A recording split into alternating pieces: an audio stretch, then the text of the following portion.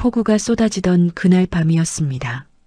재래시장 구석 꽃집 셔터를 내리던 29살 서윤의 눈에 쓰레기 더미 사이로 삐져나온 사람의 다리가 들어왔습니다. 심장이 철렁 내려앉았습니다. 하지만 서윤은 이상하게도 이 남자를 두고 떠날 수가 없었습니다. 설명할 수 없는 무언가가 발목을 붙잡았습니다. 남자를 가게 안으로 들여온 순간 5살 딸 다빈이가 남자의 얼굴을 들여다보더니 그 한마디를 내뱉었습니다.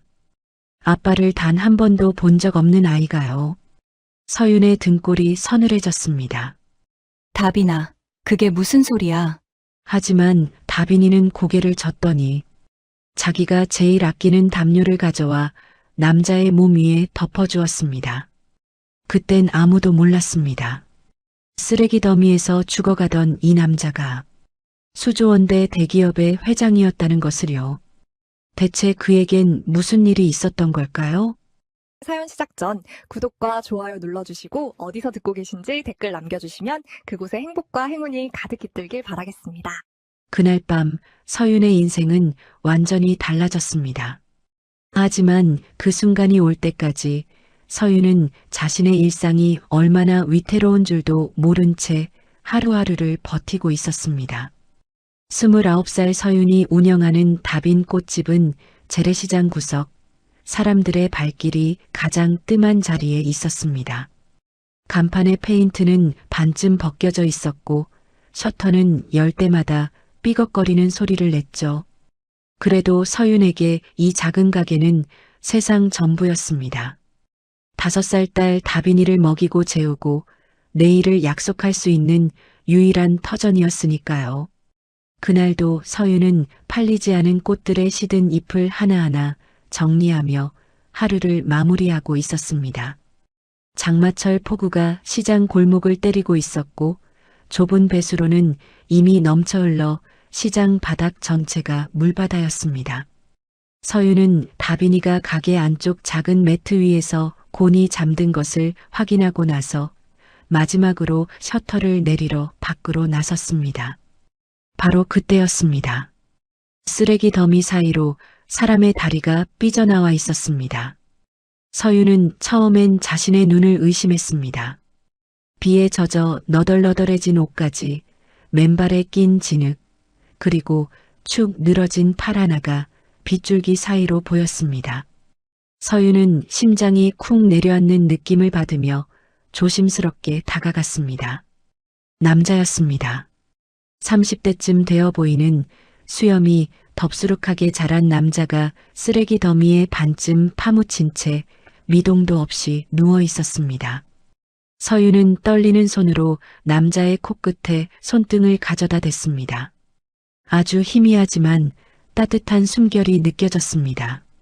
살아있었습니다. 하지만 체온은 얼음장처럼 차가웠고 얼굴은 핏기 하나 없이 창백했습니다. 서윤의 입에서 저도 모르게 비명에 가까운 한숨이 새어나왔습니다. 어머 세상에. 빗속에서 우연히 발걸음을 멈춘 시장 상인 몇 명이 고개를 돌렸습니다. 생선가게 박 사장이 혀를 차며 말했습니다. 에이, 재수없게 웬 거지야. 건드리지 마, 서윤아. 저런 건 경찰 부르면 돼. 옆에 있던 반찬가게 아주머니도 인상을 찌푸리며 침을 뱉듯 내뱉었습니다. 요즘 시장에 이상한 사람들이 자꾸 몰려와서 장사가 안 되는 거라니까. 상인들은 하나둘 발길을 돌렸습니다. 서윤도 돌아서야 한다는 걸 알고 있었습니다.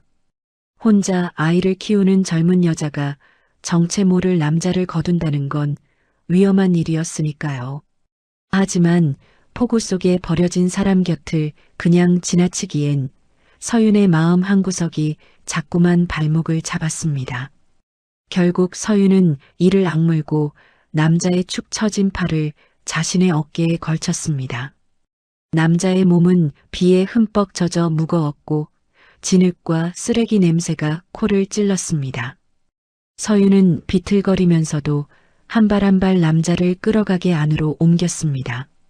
바닥에 남자를 눕히고 나서야 서윤은 한참을 헐떡이며 주저앉았습니다.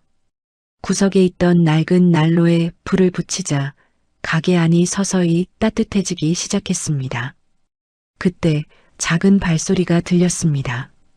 다빈이가 잠결에 깨어나 눈을 비비며 걸어 나왔습니다. 아이의 시선이 바닥에 누운 낯선 남자에게 닿자 다빈이는 멈칫하더니 천천히 다가갔습니다. 서윤이 급히 다빈이를 말리려 손을 뻗었지만 다빈이는 이미 남자의 얼굴 가까이 쪼그리고 앉아 빤히 들여다보고 있었습니다. 한참을 바라보던 다빈이가 고개를 돌려 서윤에게 속삭였습니다. 엄마, 이 아저씨한테 아빠 냄새가 나. 서윤의 심장이 멈추는 것 같았습니다. 다빈이에게 아빠라는 존재는 단 한 번도 설명해 준 적 없었습니다. 사고 이후 모든 기억을 잃은 서윤에게도 다빈이의 아빠는 안개 속에 가려진 그림자 같은 존재였으니까요. 그런데 이 아이가 쓰레기 더미에서 건져온 낯선 남자에게서 아빠의 냄새를 맡았다고 말하는 겁니다. 서윤이 어떻게 반응해야 할지 몰라 굳어있는 사이 다빈이는 자기가 잘 때 꼭 안고 자는 애착 담요를 가지러 뛰어갔습니다. 작은 분홍색 담요를 양팔 가득 안고 돌아온 다빈이는 남자의 가슴 위에 그 담요를 조심스럽게 덮어주었습니다. 엄마, 아저씨 추워 보여. 이거 덮어주면 따뜻해질 거야. 다빈이의 간곡한 눈빛이 서윤의 마지막 망설임을 녹여버렸습니다. 서윤은 깊은 한숨을 내쉬며 고개를 끄덕였습니다. 하룻밤만이다. 내일이 되면 병원이든 경찰이든 연락하자. 서윤은 스스로에게 그렇게 다짐하며 남자의 젖은 옷을 벗기고 마른 수건으로 몸을 닦아주기 시작했습니다. 그러다 서윤의 손이 멈췄습니다. 남자의 왼쪽 관자놀이에서 뒷머리까지 길게 이어진 흉터가 만져졌습니다. 오래된 수술 자국이었습니다. 서윤은 자신도 모르게 시선을 돌려 책상 서랍 쪽을 바라보았습니다. 그 서랍 속에는 서윤이 5년 전 병원에서 퇴원할 때 받았던 외상성 뇌손상 진단서와 출처를 알 수 없는 낡은 사진 한 장이 들어 있었습니다. 서윤은 떨리는 손으로 서랍을 열어 그 사진을 꺼냈습니다. 어딘가의 정원에서 찍힌 것 같은 사진이었는데 한쪽이 불에 그을려 남자의 얼굴은 거의 알아볼 수 없었습니다. 다만 턱선의 윤곽과 여자의 어깨를 감싸고 있는 큰 손만이 흐릿하게 남아 있었죠. 서윤은 사진 속 손과 바닥에 누운 남자의 손을 번갈아 보았습니다. 길고 마디가 굵은 손가락, 왼손 약지에 희미하게 남은 반지 자국까지 묘하게 닮아 있었습니다. 가슴이 벌렁거렸습니다. 머릿속이 하얘지는 것 같았습니다. 이 남자가 누구인지, 사진 속 남자와 같은 사람인지 아니면 그저 우연의 일치인지 서윤은 알 수 없었습니다. 5년이라는 시간 동안 서윤의 머릿속에는 사고 이전의 기억이 단 한 조각도 남아있지 않았으니까요. 서윤이 혼란 속에서 사진을 내려놓으려는 바로 그 순간이었습니다. 남자의 손이 번개처럼 뻗어 서윤의 손목을 꽉 움켜쥐었습니다. 서윤은 깜짝 놀라 비명을 삼켰고 남자는 눈도 뜨지 못한 채 이를 악물며 알 수 없는 고통이 섞인 신음소리를 내뱉기 시작했습니다.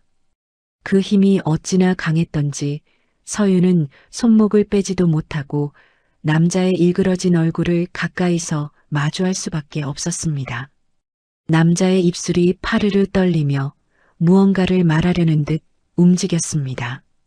그리고 서윤은 분명히 들었습니다. 거의 숨결에 가까운 아주 작은 목소리를 다빈. 서윤은 그날 밤 한숨도 자지 못했습니다. 남자가 내뱉은 그 두 글자 다빈이라는 이름이 귓가에서 떠나지 않았기 때문입니다. 우연이라고 넘기기엔 너무도 또렷한 발음이었고 환청이라고 치부하기엔 남자의 입술 움직임까지 선명했습니다. 서윤은 잠든 다빈이의 이마를 쓸어넘기며 밤새 남자의 얼굴을 지켜보았습니다. 새벽녘이 되자 남자가 움직이기 시작했습니다. 처음에는 손가락 끝이 가늘게 떨리더니 이내 온몸이 경련을 일으키듯 바들바들 흔들렸습니다. 남자는 갑자기 눈을 번쩍 떴지만 그 눈동자는 아무것도 보지 못하는 사람처럼 초점이 없었습니다. 바닥을 더듬으며 무언가를 잡으려는 듯 허공을 긁었고 그러다 제 머리카락을 양손으로 움켜쥐고 짐승 같은 신음을 토해냈습니다. 서윤이 급히 다가가 남자의 어깨를 잡으며 말했습니다. 괜찮아요. 여기는 안전한 곳이에요. 진정하세요.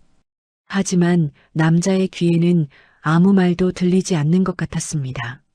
남자는 벽 쪽으로 기어가며 머리를 바닥에 부딪히기 시작했고 서윤은 황급히 쿠션을 남자의 이마 아래에 밀어 넣었습니다.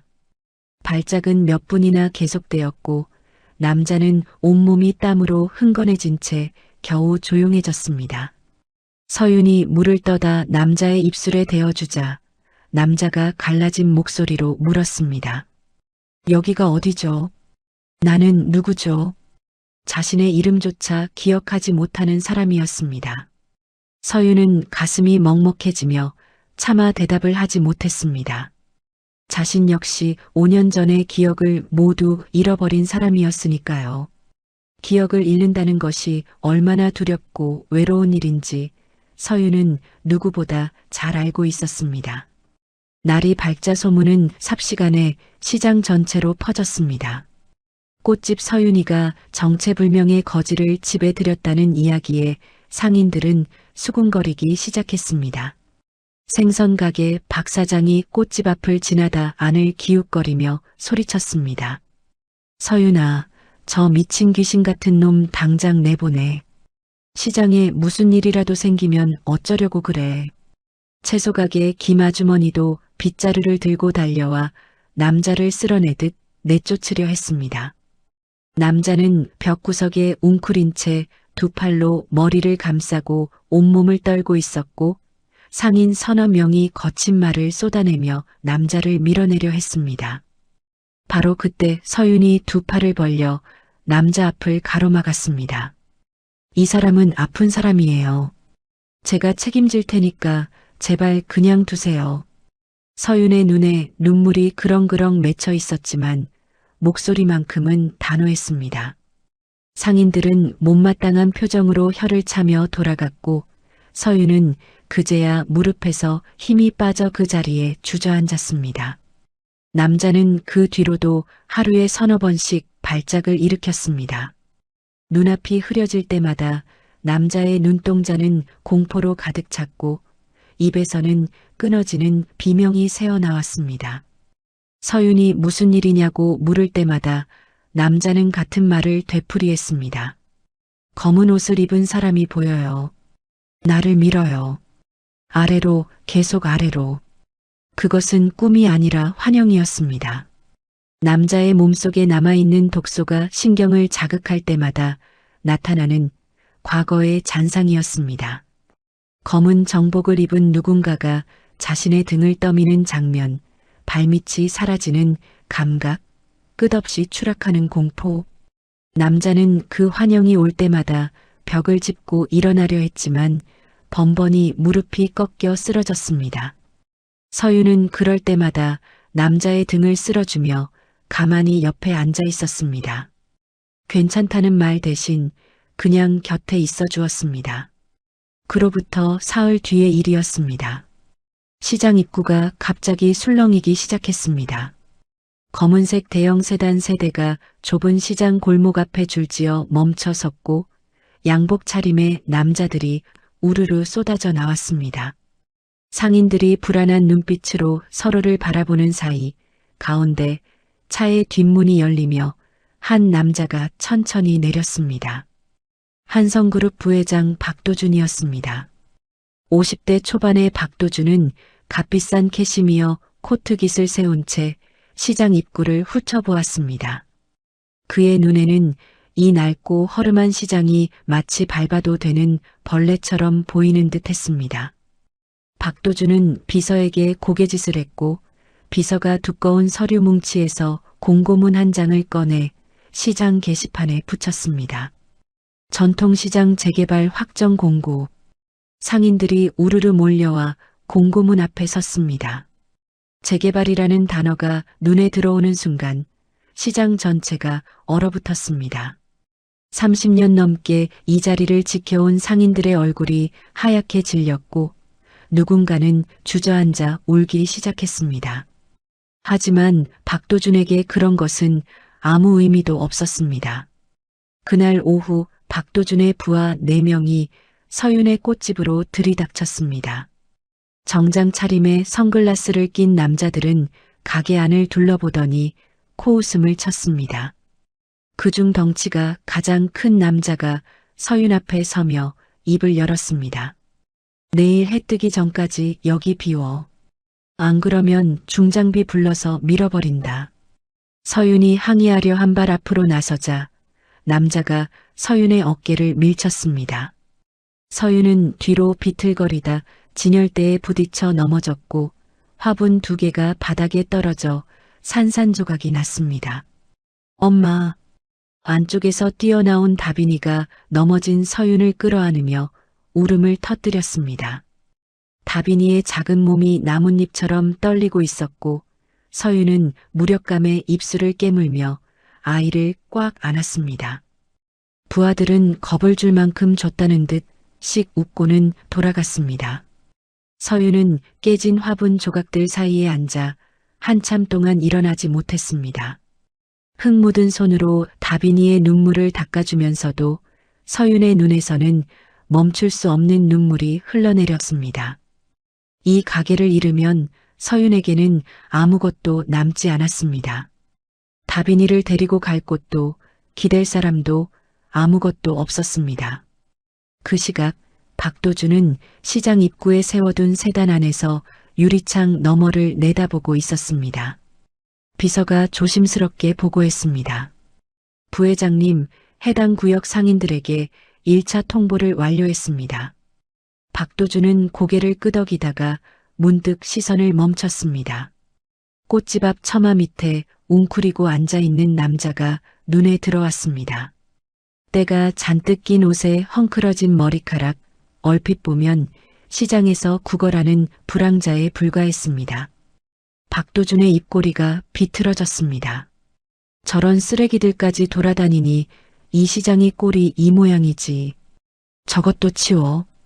비서가 고개를 숙이며 대답하려는 순간 불황자가 고개를 들었습니다. 남자의 시선이 차 안의 박도준과 정면으로 마주쳤습니다. 불과 몇 초에 불과한 짧은 순간이었습니다. 하지만 박도준의 손이 무릎 위에서 미세하게 떨렸습니다. 설명할 수 없는 기시감이 등줄기를 타고 올라왔습니다. 분명 처음 보는 거지인데 어딘가에서 본 듯한, 아니 알고 있는 듯한 느낌이 뇌리를 스쳤습니다. 부회장님 괜찮으십니까? 비서의 목소리에 박도준은 퍼뜩 정신을 차렸습니다. 그는 이마에 식은 땀을 손등으로 훔치며 짧게 내뱉었습니다. 출발해. 세단이 천천히 움직이기 시작했지만 박도준은 사이드미러를 통해 점점 작아지는 그 남자의 모습에서 시선을 떼지 못했습니다. 이상한 일이었습니다. 죽은 사람은 돌아오지 않는 법인데 왜 하필 그 순간 강지훈이라는 이름이 머릿속을 스쳐 지나간 걸까요? 박도준은 고개를 세차게 저으며 그 생각을 지워버렸습니다. 하지만 이때까지만 해도 박도준은 몰랐습니다. 방금 자신이 쓰레기라고 부른 그 남자가 자신이 빼앗은 모든 것의 진짜 주인이라는 사실을 말입니다. 박도준의 부하들이 떠난 뒤 서윤은 밤새 잠을 이루지 못했습니다. 내일까지 가게를 비우라는 협박이 귓가에서 맴돌았고 깨진 화분 조각을 치우는 손끝이 멈추질 않았습니다. 다빈이는 서윤의 무릎 위에서 잠들었지만 잠결에도 흐느끼듯 어깨가 들썩였습니다. 서윤은 아이의 등을 토닥이며 이를 악물었습니다. 어디로 가야 하는 건지, 무엇을 해야 하는 건지, 머릿속이 새하얗게 비어 있었습니다. 그리고 다음 날 아침, 정말로 그들이 왔습니다. 중장비까지는 아니었지만 철거 용역 5명이 트럭 한 대에서 내려 곧장 서윤의 꽃집으로 걸어왔습니다. 작업복에 장갑을 낀 남자들은 서윤에게 눈길 한 번 주지 않고 가게 안으로 들어서더니 진열대 위에 꽃바구니를 하나씩 밖으로 집어 던지기 시작했습니다. 서윤이 사흘밤을 새워 만든 장미 바구니가 아스팔트 위에 나동그라졌고 꽃잎이 무릉덩이 위로 흩어졌습니다. 하지 마세요. 제발 그만두세요. 서윤이 울부짖으며 남자들의 팔을 잡았지만 용역은 서윤을 한쪽으로 밀어내고 냉장 쇼케이스까지 끌어내려 했습니다. 다빈이가 가게 구석에서 무릎을 끌어안은 채 소리 없이 울고 있었습니다.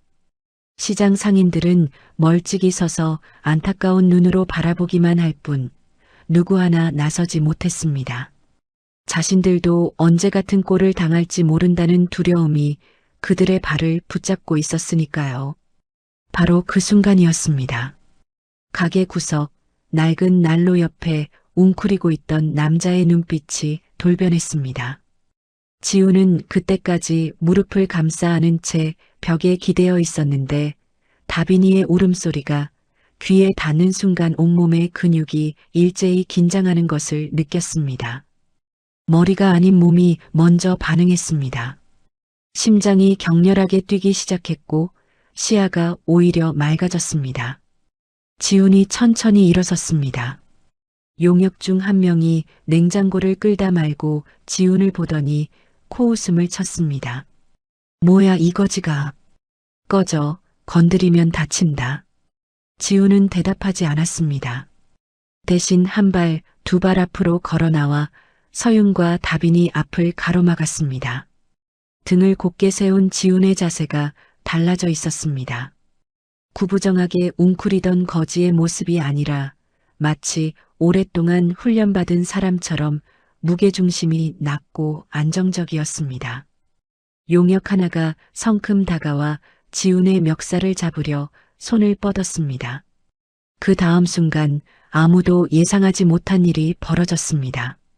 지훈의 왼손이 남자의 손목을 잡아 비틀었고 오른 팔꿈치가 정확하게 남자의 명치를 강타했습니다. 남자는 비명도 지르지 못하고 무릎을 꿇었습니다. 나머지 용역 2명이 동시에 달려들었지만 지훈은 몸을 낮추며 한 명의 다리를 걸어 넘어뜨리고 다른 한 명의 턱 아래를 손바닥으로 밀어 올렸습니다. 3명의 남자가 순식간에 바닥에 쓰러졌고 나머지 2명은 겁에 질린 얼굴로 뒷걸음질 치다 트럭을 향해 내달렸습니다. 채 10초도 걸리지 않은 일이었습니다. 시장 골목이 잠시 고요해졌습니다. 그리고 누군가 박수를 치기 시작했습니다. 생선가게 박 사장이었습니다. 그 박수가 퍼지자 하나둘 상인들이 함께 손뼉을 쳤고 환호 소리가 좁은 골목에 울려 퍼졌습니다.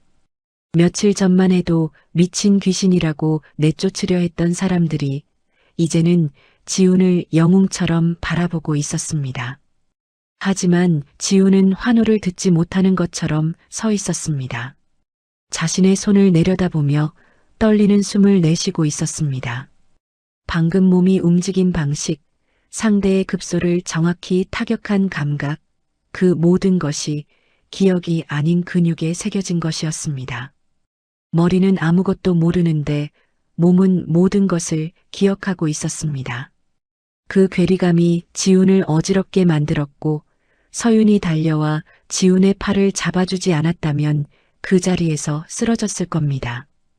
그 무렵 한성그룹 본사 45층 부회장실에서는 전혀 다른 종류의 폭풍이 몰아치고 있었습니다. 박도준은 보고를 받고 의자에서 벌떡 일어났습니다.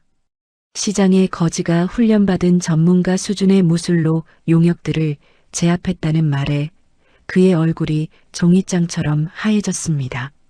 며칠 전 차 안에서 느꼈던 기시감이 다시 등줄기를 훑고 지나갔습니다.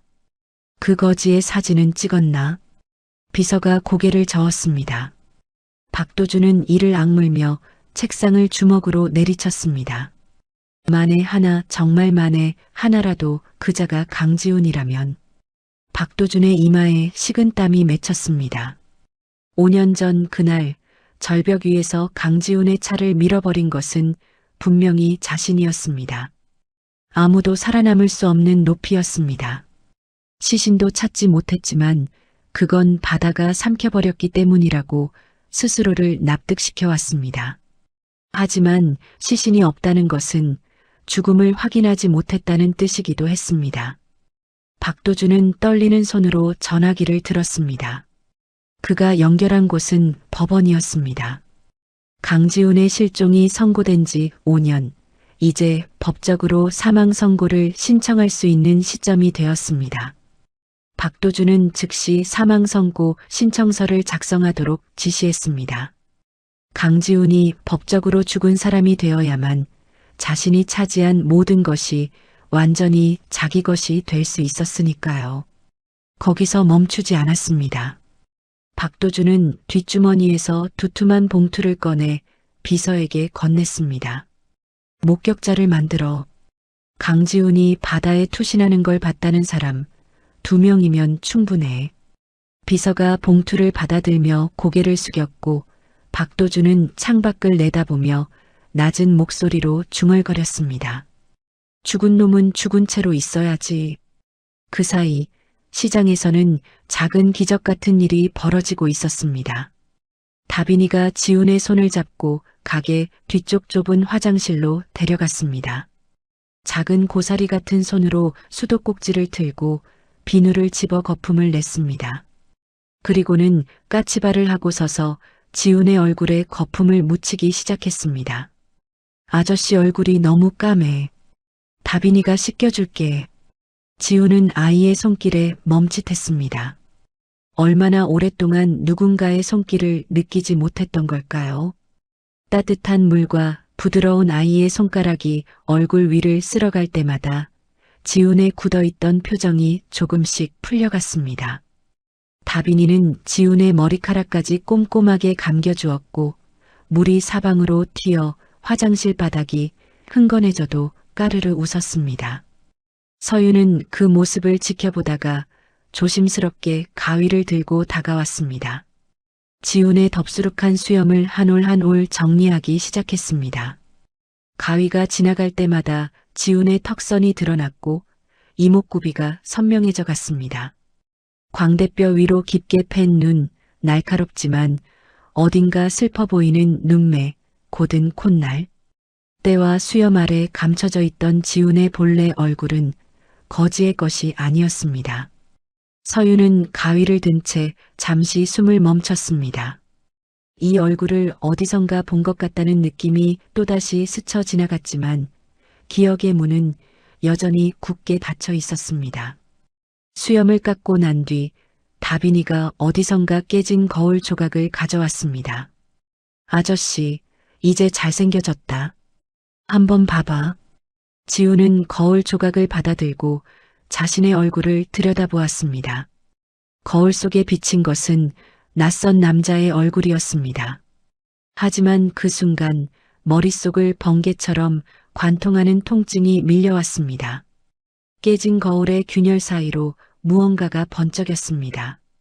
커다란 유리창, 그 너머로 보이는 도시의 야경, 높은 곳에서 내려다보는 시선, 그리고 누군가가 자신에게 고개를 숙이며 서류를 건네는 장면이 파편처럼 스쳐 지나갔습니다.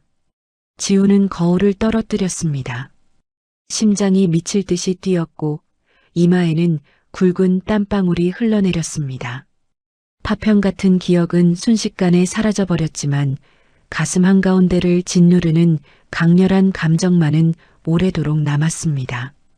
슬픔인지 분노인지 그리움인지 알 수 없는 감정이 뒤엉켜 목구멍까지 차올랐습니다. 지훈은 떨리는 목소리로 물었습니다. 나는 누구지? 서윤은 바닥에 떨어진 거울 조각을 주우며 지훈을 올려다보았습니다.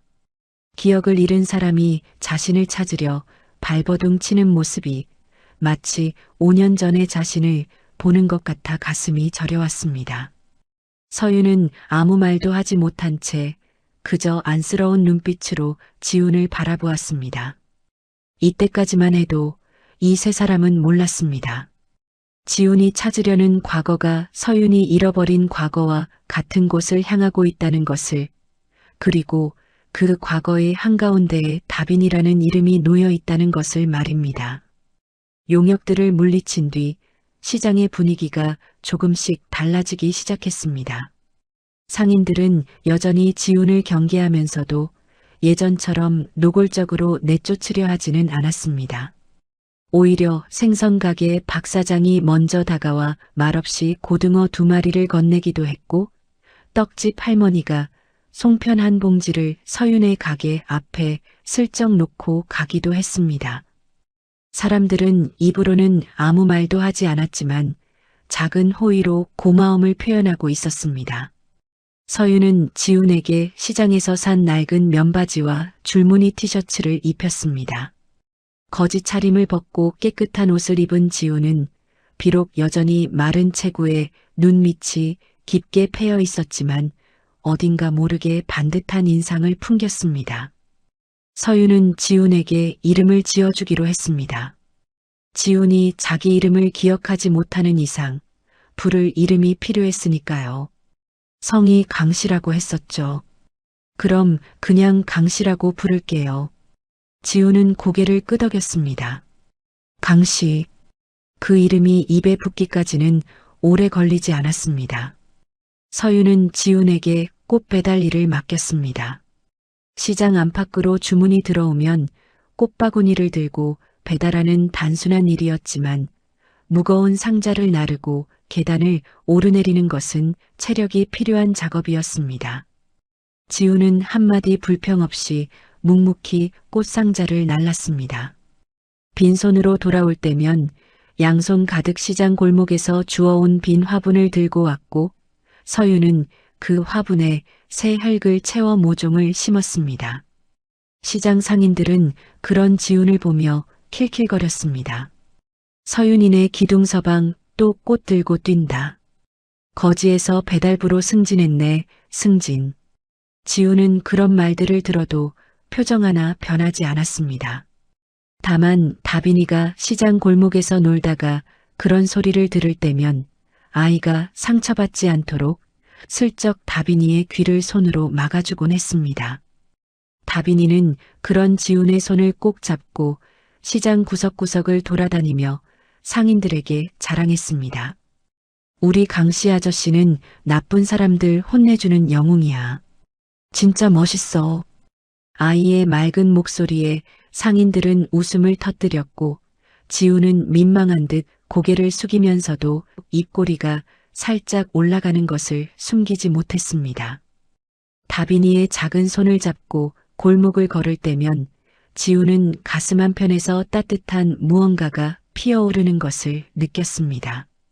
기억은 돌아오지 않았지만 이 아이의 곁에 있으면 자신이 원래 있어야 할 자리에 서 있는 것 같은 기분이 들었습니다. 그렇게 며칠간의 소소한 평화가 이어졌습니다. 하지만 그 평화는 오래가지 못했습니다. 어느 날 오후 서윤의 꽃집에 대량 주문 전화가 걸려왔습니다. 한성그룹 VIP 연회장에 장식용 꽃바구니 20개를 납품해 달라는 주문이었습니다. 서윤은 의아했습니다.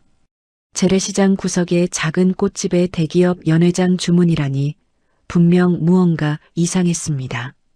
하지만 한 달 매출에 맞먹는 금액이었고 다빈이의 유치원비가 2달째 밀려있는 상황에서 서윤은 거절할 수 없었습니다. 서윤은 이틀 밤을 꼬박 세워 20개의 꽃바구니를 완성했습니다. 빨간 장미와 하얀 안개꽃을 정성스럽게 엮고 리본 하나하나를 매만져가며 최선을 다했습니다. 납품일 아침 서윤은 가장 깨끗한 옷을 입고 꽃바구니를 트럭에 실어 한성그룹 본사로 향했습니다. 연회장은 서윤이 살아온 세계와는 전혀 다른 곳이었습니다. 대리석 바닥에 크리스털 샹들리에가 빛나고 있었고 정장과 드레스 차림의 사람들이 샴페인 잔을 기울이며 웃고 있었습니다. 서윤은 꽃바구니를 조심스럽게 지정된 자리에 내려놓으며 최대한 눈에 띄지 않으려 했습니다. 하지만 그것은 처음부터 서윤을 끌어들이기 위한 덫이었습니다. 박도준이 연회장 한가운데서 와인잔을 들고 서윤을 향해 걸어왔습니다. 주변 사람들이 자연스럽게 길을 비켰고 서윤은 그제야 자신을 향해 다가오는 남자가 그날 시장에 나타났던 바로 그 사람이라는 것을 알아보았습니다. 심장이 조여왔지만 서윤은 꿋꿋이 서서 인사를 했습니다. 주문하신 꽃을 배달해 드렸습니다. 박도준은 가장 가까운 꽃바구니를 집어들었습니다. 잠시 들여다보는 듯 하더니 코끝을 찡그렸습니다. 그리고 아무렇지도 않다는 듯 손을 놓아 꽃바구니를 바닥에 떨어뜨렸습니다. 바구니가 뒤집히며 장미 꽃잎이 대리석 위에 흩어졌습니다. 연회장의 웃음소리가 한순간 멈췄습니다. 시궁창 냄새가 나는군. 역시 시장 바닥꽃은 이 자리에 어울리지 않아. 서윤의 얼굴이 하얗게 질렸습니다. 수십 명의 시선이 일제히 서윤에게 쏠렸고 누군가는 킥킥거리며 웃었습니다. 서윤은 입술을 깨물며 바닥에 흩어진 꽃잎을 줍기 위해 몸을 숙이려 했습니다. 하지만 박도준이 그것마저 허락하지 않았습니다. 박도준은 양복 안주머니에서 수표 몇 장을 꺼내 서윤의 얼굴 앞으로 던졌습니다. 종이 한 장이 서윤의 볼을 스치고 바닥에 떨어졌습니다. 이 정도면 내 시장 꽃값의 10배는 될 거야. 받아가고 다시는 내 눈앞에 나타나지 마. 서윤의 눈시울이 붉게 물들었지만 눈물은 흘리지 않았습니다. 이 사람 앞에서만큼은 절대 울지 않겠다고 이를 악물었습니다. 서윤은 바닥에 수표를 줍지 않은 채 고개를 들고 돌아섰습니다. 연회장을 빠져나오는 서윤의 등 뒤로 사람들의 수군거림이 들려왔지만 서윤은 한 번도 뒤돌아보지 않았습니다. 건물 밖으로 나와서야 서윤은 더 이상 참지 못하고 주차장 구석에 쪼그리고 앉아 소리 없이 울었습니다. 이틀 밤을 새우며 만든 꽃들이 바닥에 짓밟히던 순간이, 수표가 얼굴에 날아오던 순간이 자꾸만 눈앞에 겹쳐졌습니다. 분한 것보다 자신이 너무 작고 무력하게 느껴지는 것이 더 고통스러웠습니다. 서윤이 돌아왔을 때 지우는 가게 앞에서 다빈이와 함께 앉아 기다리고 있었습니다. 서윤의 붉어진 눈을 본 지훈의 표정이 일순간 굳어졌습니다. 다빈이는 엄마에게 달려가 치맛자락을 잡으며 물었습니다. 엄마, 왜 울었어? 누가 괴롭혔어? 서윤은 억지로 웃으며 아이의 머리를 쓰다듬었지만 지훈의 눈은 서윤의 거짓 미소 뒤에 숨겨진 굴욕을 정확히 읽고 있었습니다. 그날 밤 지훈은 잠들지 못했습니다. 가게 구석에 앉아 어둠 속을 응시하고 있는데 머릿속에 번쩍하고 어떤 장면이 떠올랐습니다. 넓은 연회장, 크리스털 잔에 부딪히는 소리, 그리고 누군가가 자신에게 와인잔을 건네며 환하게 웃던 모습. 그 얼굴은 흐릿했지만 눈매의 생김새와 입꼬리를 비트는 버릇만은 선명하게 남아 있었습니다. 서윤이 묘사한 그 남자, 꽃바구니를 바닥에 던지고 수표를 얼굴에 뿌린 그 남자의 모습이 기억 속 인물과 겹쳐졌습니다. 지훈의 주먹이 떨리기 시작했습니다. 그자가 누구인지, 왜 자신이 그 얼굴을 알고 있는지는 여전히 안개 속이었습니다. 하지만 한 가지만은 확실했습니다. 그자가 서윤을 모욕했다는 사실이 지훈의 가슴 깊은 곳에서 끓어오르는 분노를 일깨웠다는 것입니다. 다음 날 아침 서윤이 연회장에서 있었던 일을 담담하게 털어놓았을 때 지훈은 이미 가게 문 앞에 서서 밖을 향해 걸어나가려 하고 있었습니다. 주먹을 불끈 쥔 채 한성그룹 본사가 있는 방향을 노려보는 지훈의 눈빛에는 거지 강 씨의 모습이 아닌 전혀 다른 사람의 기운이 서려 있었습니다. 강 씨, 안 돼요. 서윤이 지훈의 팔을 잡았습니다. 서윤의 눈에 눈물이 맺혀 있었고 그 눈물 한 방울이 지훈의 팔 위로 떨어졌습니다. 제발 가지 마세요. 당신까지 다치면 나는 정말 어떻게 해야 할지 모르겠어요. 지훈은 멈춰섰습니다. 서윤의 떨리는 손끝이 자신의 팔을 붙잡고 있는 것을 내려다보았습니다. 이 여자가 왜 이토록 간절한 눈빛으로 자신을 말리는지, 왜 이 여자의 눈물이 자신의 분노보다 더 크게 느껴지는지 지훈은 설명할 수 없었습니다. 다만 서윤의 눈물 앞에서 지훈은 꽉 쥐었던 주먹을 천천히 풀 수밖에 없었습니다. 이때까지만 해도 지훈은 몰랐습니다. 자신에게 와인잔을 건넸던 그 남자가 바로 자신의 모든 것을 빼앗고 목숨까지 노린 사람이라는 것을 말입니다. 그날 밤 지훈의 몸이 불덩이처럼 달아올랐습니다. 서윤이 이마에 손을 대자 화상을 입을 것처럼 뜨거웠고 지훈은 식은 땀을 비 오듯 흘리며 가위에 눌린 사람처럼 몸부림쳤습니다. 서윤은 젖은 수건을 번갈아 갈아주며 밤새 지훈의 곁을 지켰고 다빈이도 잠을 자지 않겠다며 지훈의 손을 꼭 잡고 앉아 있었습니다. 열에 시달리는 지훈의 머릿속에서는 마치 댐이 무너지듯 기억의 파편들이 쏟아져 내리고 있었습니다. 높은 건물의 통유리창 너머로 내려다 보이는 도시의 야경, 길고 긴 회의 테이블 상석에 앉아 있는 자신의 모습, 수십 명의 임원들이 고개를 숙이며 인사하는 장면, 그리고 자동차 계기판에 비친 자신의 얼굴. 파편들은 무질서하게 뒤엉켜 있었지만 하나의 이름이 그 파편들을 관통하며 반복되었습니다. 강지훈, 한성그룹, 회장. 새벽녘이 되어서야 열이 잡혔고 지훈은 천천히 눈을 떴습니다. 천장을 바라보는 지훈의 눈동자가 어젯밤과는 완전히 달라져 있었습니다. 흐릿하고 불안하던 눈빛 대신 날카롭고 또렷한 시선이 어둠 속에서 빛나고 있었습니다. 지훈은 자신이 누구인지 알았습니다. 한성그룹을 창업주의 아들로서 물려받아 이끌어온 강지훈 회장, 그것이 자신의 이름이었습니다. 그리고 5년 전 자신의 차를 절벽 아래로 밀어버린 남자의 얼굴도 이제는 선명하게 기억나고 있었습니다. 박도준, 자신이 형처럼 믿었던 남자, 아버지의 유언으로 부회장 자리에 앉혀준 남자, 그자가 자신의 목숨을 노렸고 자신의 자리를 빼앗았습니다. 지훈은 자리에서 일어나 앉았습니다.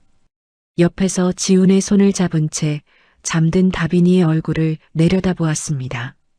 아이의 볼에 말라붙은 눈물 자국이 보였고 작은 입술이 잠결에 아빠라는 단어를 중얼거리고 있었습니다.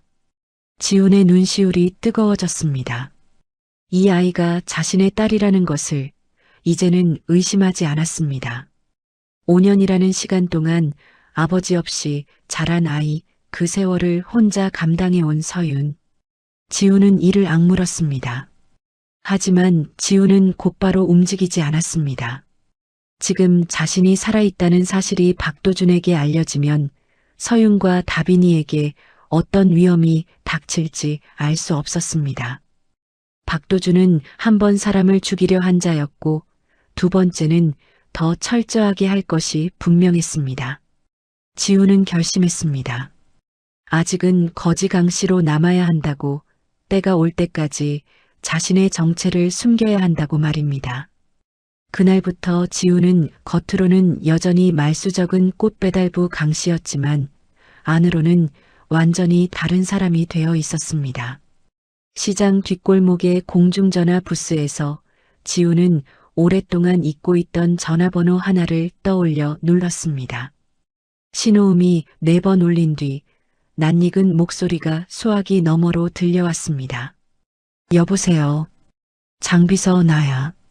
수화기 너머에서 긴 침묵이 흘렀습니다. 그리고 떨리는 목소리가 돌아왔습니다. 회장님, 살아계셨습니까? 장비서는 울음을 삼키며 말을 이었습니다. 5년 동안 강지훈의 흔적을 찾아 전국을 뒤졌지만 단서를 얻지 못했다는 것, 박도준이 회사를 완전히 장악한 뒤 자신을 지방 계열사로 자천시켰다는 것, 그리고 며칠 전 법원에 강지훈의 사망 선고 신청이 접수되었다는 것까지 빠르게 보고했습니다. 지훈은 눈을 감고 장 비서의 말을 하나도 놓치지 않고 들었습니다. 그리고 낮은 목소리로 지시했습니다. 박도준의 자금 흐름을 추적해. 해외 계좌, 비자금, 뒷거래 내역, 전부 다. 그리고 내가 살아있다는 건 절대 아무에게도 말하지 마. 전화를 끄는 지훈은 공중전화 부스에 기대어 잠시 눈을 감았습니다. 복수의 칼날을 갈면서도 가슴 한켠에서는 서윤과 다빈이를 향한 걱정이 떠나지 않았습니다. 이 싸움에 두 사람을 끌어들이고 싶지 않았지만 이미 박도준의 그림자가 시장까지 드리워진 이상 피할 수 있는 길은 없었습니다. 한편 다빈이가 뜻밖의 선물을 가져온 것은 바로 그 무렵이었습니다. 다빈이는 가게 뒤편 창고를 놀이터 삼아 이것저것 뒤지는 것을 좋아했는데 그날은 작은 나무 상자를 안고 뛰어왔습니다. 뚜껑에 꽃무늬 스티커가 덕지덕지 붙은 상자를 다빈이는 보물 상자라고 불렀습니다. 아저씨, 이거 봐. 다빈이 보물 상자야. 여기 반짝이 나는 거 있어. 다빈이가 상자를 열자 안에는 색종이 조각, 구슬 몇 알 그리고 검은색 USB 메모리 하나가 들어 있었습니다. 다빈이는 USB가 뭔지 모른 채 반짝거린다며 좋아했지만 지훈의 눈이 그 순간 크게 떠졌습니다. USB 표면에 작게 새겨진 로고, 한성그룹의 마크가 보였기 때문입니다. 지훈은 떨리는 손으로 USB를 집어들었습니다. 이것이 왜 이 가게 창고에 있는 건지, 어떻게 다빈이의 손에 들어온 건지 알 수 없었습니다. 하지만 본능적으로 이 안에 중요한 것이 들어있다는 확신이 들었습니다. 그날 밤 지훈은 시장 근처 PC방을 찾아가 USB를 꽂았습니다. 화면에 뜬 것은 블랙박스 영상 파일 하나였습니다. 재생 버튼을 누르자 어두운 해안도로가 화면에 나타났습니다. 한 대의 승용차가 절벽을 따라 달리고 있었고 그 뒤를 검은색 SUV가 바짝 뒤쫓고 있었습니다. SUV가 속도를 높이더니 승용차의 뒷범퍼를 세게 들이받았습니다. 승용차가 가드레일을 뚫고 절벽 아래로 떨어지는 순간 SUV의 운전석 창문이 잠깐 열렸습니다. 그 틈으로 보인 얼굴은 박도준이었습니다. 지훈의 손이 마우스 위에서 얼어붙었습니다. 화면 속 절벽 아래로 추락하는 차가 자신의 차였습니다. 그리고 그 차를 밀어버린 것이 다름 아닌 박도준이라는 것이 이제 영상으로 증명되고 있었습니다. 지훈은 영상을 3번 반복해서 보았습니다. 볼 때마다 주먹이 더 단단하게 쥐어졌고 숨결은 더 거칠어졌습니다. 지훈은 USB를 빼어 주머니 깊숙이 넣으며 나직이 을조렸습니다. 이제 곧 내가 쌓은 모래성이 지옥이 될 거다. 바로 그 시각 한성그룹 본사에서는 축배가 올려지고 있었습니다. 법원에서 강지훈의 사망 선고가 내려졌다는 통보를 받은 박도준은 부회장실에서 혼자 샴페인 병을 땄습니다. 거품이 넘치는 잔을 들어 통유리창 너머 도시의 야경을 바라보며 한 모금을 들이켰습니다. 입꼬리가 귀까지 올라갔고 눈빛에는 광기가 서려 있었습니다. 박도준은 곧장 45층 복도 끝에 있는 방으로 향했습니다. 강지훈의 아버지 선대 회장이 생전에 아끼던 서재였습니다. 오래된 원목 책장에 가죽장정 도서들이 빼곡하게 꽂혀 있었고 벽에는 선대 회장과 어린 강지훈이 함께 찍은 사진이 걸려 있었습니다. 박도준은 그 사진을 벽에서 떼어내 바닥에 내던졌습니다. 유리 액자가 깨지며 파편이 사방으로 흩어졌습니다. 거기서 멈추지 않았습니다. 박도준은 책장 위에 놓여있던 지훈의 유품들, 만년필, 가죽 수첩, 어린 시절 트로피를 하나씩 집어들어 바닥에 패대기 쳤습니다. 그리고 서재 한가운데 있던 벽난로에 불을 붙인 뒤 그 유품들을 하나씩 불 속에 던져 넣었습니다. 가죽 수첩이 타며 연기가 피어올랐고 트로피의 금도금이 검게 녹아내렸습니다. 박도준은 그 불꽃을 바라보며 광기 어린 웃음을 터뜨렸습니다. 다음 날 아침 박도준은 이사회를 소집했습니다. 강지훈이 앉았던 회장 자리에 거드름을 피우며 앉은 박도준은 이 사진을 하나하나 훑어보며 입을 열었습니다. 강지훈은 법적으로 사망이 확정되었습니다. 이제 한성그룹에 강지훈이라는 이름은 없습니다. 이 사진의 얼굴에 복잡한 감정이 스쳐 지나갔지만 누구도 입을 열지 못했습니다. 박도준의 손에 쥐어진 권력이 너무 컸고 거스르면 어떤 일을 당할지 모두가 알고 있었기 때문입니다. 박도준은 의자 등받이에 깊숙이 기대며 만족스러운 미소를 지었습니다. 이제 강지훈은 잊어라. 한성은 내 것이다. 회의실에 무거운 침묵이 내려앉았습니다. 이 사진은 고개를 숙인 채 아무 말도 하지 않았고 박도준은 그 침묵을 복종으로 받아들이며 입꼬리를 올렸습니다. 세상 모든 것이 자신의 손 안에 들어온 것처럼 보이는 순간이었습니다. 하지만 그것은 모래 위에 쌓아 올린 성이었습니다. 박도준이 자신의 전성기를 만끽하고 있는 바로 그 시각, 재래시장 구석의 작은 꽃집에서는 거지 차림의 한 남자가 자신의 모든 것을 되찾기 위한 첫 번째 말을 조용히 옮기고 있었습니다. 지훈이 조용히 칼을 갈고 있는 동안 박도준의 손길은 이미 시장 골목 깊숙이 파고들고 있었습니다. 어느 날 아침 시장 입구에 낯선 남자 3명이 나타났습니다. 양복 차림에 선글라스를 낀 그들은 사설 탐정이었고 박도준이 직접 고용한 자들이었습니다. 박도준은 강지훈의 사망 선고를 받아냈지만 시장에서 마주친 그 거지의 눈빛이 여전히 머릿속에서 지워지지 않았습니다. 확인해야 했습니다. 혹시라도 남아있을 수 있는 불씨를 완전히 밟아 꺼야 했습니다. 탐정들은 시장 골목을 한 바퀴 돌며 상인들에게 질문을 던지기 시작했습니다. 혹시 최근에 정체 모를 남자가 시장에 나타나지 않았느냐고 30살쯤 되어 보이는 키 큰 남자를 본 적이 있느냐고 물었습니다. 상인들은 서로 눈치를 보며 고개를 저었지만 탐정들은 쉽게 물러나지 않았습니다. 가게 하나하나를 들여다보며 구석구석을 뒤졌고 장사를 방해받은 상인들이 항의하면 거칠게 밀어내며 길을 만들었습니다. 시장 한복판이 아수라장이 되었습니다. 채소가게 좌판이 뒤집혔고 떡집 할머니의 시루떡이 바닥에 쏟아졌습니다. 탐정 한 명이 생선가게 박 사장의 멱살을 잡으며 소리쳤습니다. 거지 한 명 찾는 거야. 숨기면 너희 시장 전체가 날아가. 알아들어? 박 사장은 겁에 질린 얼굴로 고개를 끄덕이면서도 시선만은 서윤의 꽃집 쪽으로 향하지 않으려 애를 썼습니다. 상인들 모두가 알고 있었습니다. 그 거지 강 씨가 서윤의 가게에 있다는 것을요. 하지만 아무도 입을 열지 않았습니다. 용역들 앞에서 온몸으로 자신들을 막아섰던 그 남자를 차마 팔아넘길 수는 없었습니다.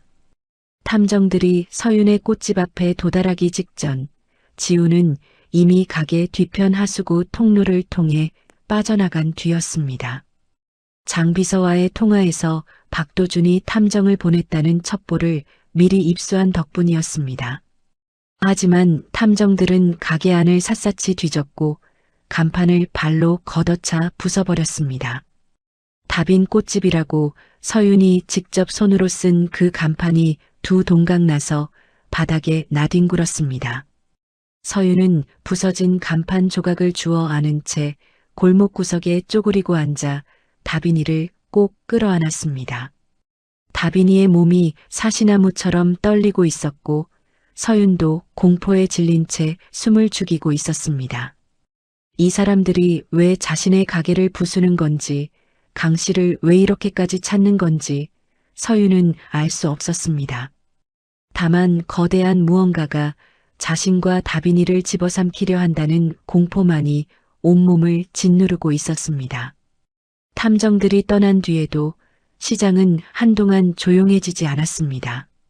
상인들은 부서진 좌판을 치우며 한숨을 내쉬었고 누군가는 서윤의 꽃집 앞에 서서 두 동강난 간판을 안타깝게 바라보았습니다. 서윤은 그날 하루 종일 가게 문을 열지 못했습니다. 그로부터 며칠 뒤 서윤에게 또 다른 시련이 찾아왔습니다.